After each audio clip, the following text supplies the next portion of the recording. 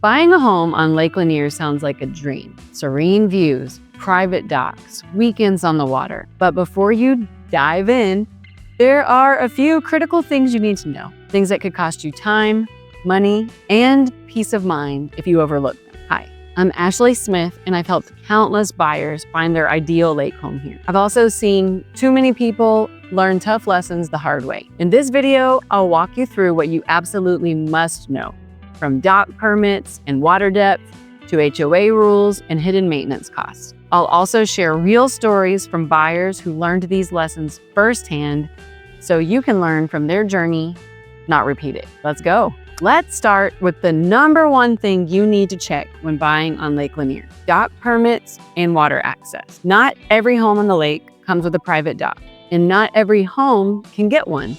This surprises a lot of buyers. Some properties already have permitted docks, and that is what's ideal. But even then, you'll want to verify the status of the permit and what is allowed. If there's no dock in place, don't assume you can add one. In many areas, the Army Corps of Engineers is not issuing new permits at all. So make sure your agent confirms whether that property is eligible. Also, it's not just about having a dock. It's about how usable it is. Is it a short, easy walk from the house, or a steep hike down? Is it sitting in deep, year-round water, or in a cove that dries up when the lake levels drop? Is it a platform dock where you're not allowed to keep a boat? I had one buyer who was so excited about a home he was purchasing on Lake Lanier until we realized the dock was unusable most of the year because of shallow water. We had to go back to square one. So here's the bottom line. If your dream includes walking out to the dock and boating anytime you want, let's make sure the property you choose truly delivers that. One thing many out-of-town buyers don't realize is that Lake Lanier is a man-made reservoir and water levels fluctuate all year long. In some parts of the lake, that's no big deal. Your dock will always be floating in deep water. But in other areas, especially shallower coves, the shoreline can literally dry up in certain seasons or in times of drought. So if boating year-round is important to you, we'll want to focus on areas known for deep water access. Another factor to consider: flood zones. Most homes on Lake Lanier are not built in flood zones.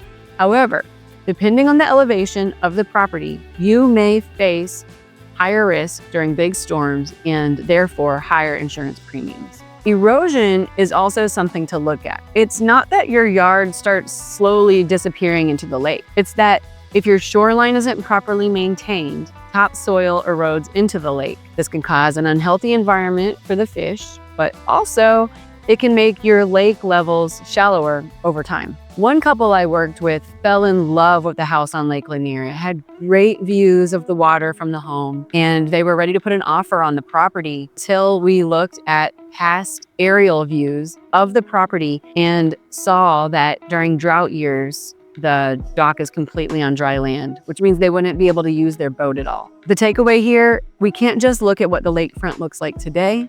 You need to ask your agent what it's going to look like in different seasons. The next thing to watch for is HOA and community restrictions. Some Lake Lanier homes are in non-HOA areas where you have more freedom. Others are part of structured communities, and while those do offer amenities like gated entrances or pools, they also come with rules.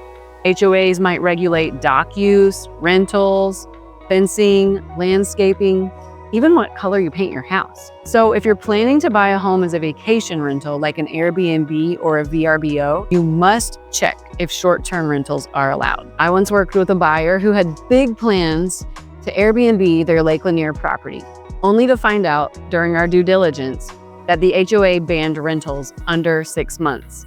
It was a deal breaker. The good news: there are communities that allow rentals. You just need someone to help you navigate them. So always ask about HOA rules up front before you fall in love with a property that doesn't fit your goals. A lakefront home is a dream, but it does come with some hidden costs that catch buyers off guard. First, maintenance costs are higher. Humidity, storms, constant sun exposure, those things wear things out faster, especially your decks, your docks, and anything made of wood. Your dock may need regular repairs, float replacements, and re-permitting over time. I usually recommend budgeting at least $1,500 to $3,000 per year just for dock upkeep. If you don't have a dock or you can't add one, you might need to rent space at a local marina for your boat, and that could run you hundreds of dollars per month. You'll also likely pay more for homeowners insurance and possibly flood insurance depending on your property's location. Just know this, with the right guidance, you can plan for these costs, but they shouldn't be surprises. Here's one tip that might work for you. Many of my clients who don't live full-time at the lake pay for a service to keep an eye on their docks, which includes moving the docks in and out from the shore based on fluctuations in the water levels. Now, let's talk resale value. Because your lake home isn't just a lifestyle choice. It's also an investment. Not all lake homes appreciate equally. The biggest factors: dock access, year-round deep water, lake views, and location on the lake and proximity to marinas or attraction. Homes that are in coves that dry up or properties without docks can sit on the market a little longer and sell for less. However, they might not command top dollar, but for many buyers, they're really the perfect starting point. One of my clients bought a modest double-wide home on a steep lot. It wasn't perfect, but it gave their family years of lake memories. Years later, when the kids were grown, they sold it and they used the equity to upgrade to their dream lake home. And now they have a flat walk to the water in grass all the way down to the dock with big open views of the lake. Sometimes your first lake home isn't your forever home. It's your launch pad.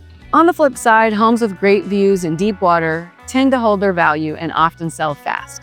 If you're thinking long-term, I can help you zero in on areas where the investment potential is just as strong as the lifestyle benefits. Buying a home on Lake Lanier can absolutely be the dream. Peaceful mornings on the dock, weekends with your family, and a lifestyle that feels like a vacation.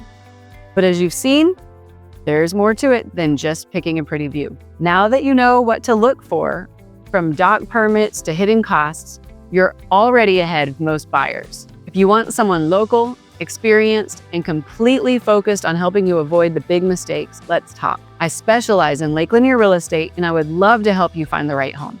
Whether it's for the weekends, retirement, or forever, click the link in the description to schedule a free consultation. No pressure, just real answers to your questions. I can't wait to help make Lake Lanier your next great move.